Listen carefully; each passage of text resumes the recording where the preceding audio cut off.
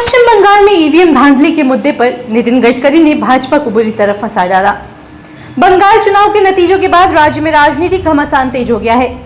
मुख्यमंत्री ममता बनर्जी ने ईवीएम में धांधली के आरोप लगाते हुए इस्तीफा देने से साफ इनकार कर दिया है। तमाम विपक्षी दलों ने भी ईवीएम धांधली को लेकर मोर्चा खोल दिया है।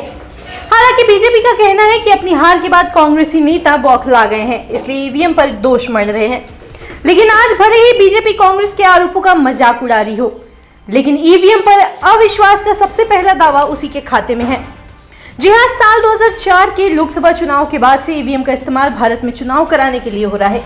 साल 2009 में जब भारतीय जनता पार्टी के नेतृत्व वाले गठबंधन को सत्ता नहीं मिली और कांग्रेस ने यूपीए को बहुमत मिल गया, तब भगवा पार्टी के वरिष्ठ नेता और मौजूदा समय में परिवहन मंत्री नितिन गडकरी ने ही ईवीएम की विश्वसनीयता पर सवाल उठाए थे। दरअसल केंद्रीय मंत्री नितिन गडकरी ने तब कहा था कि हमें तब तक के लिए बैलेट पेपर से ही चुनाव कराने का फैसला लेना चाहिए जब तक कि आयोग यह सुनिश्चित नहीं करता कि ईवीएम पूरी तरह से सेफ है और उनमें से कोई भी छेड़छाड़ नहीं की जा सकती।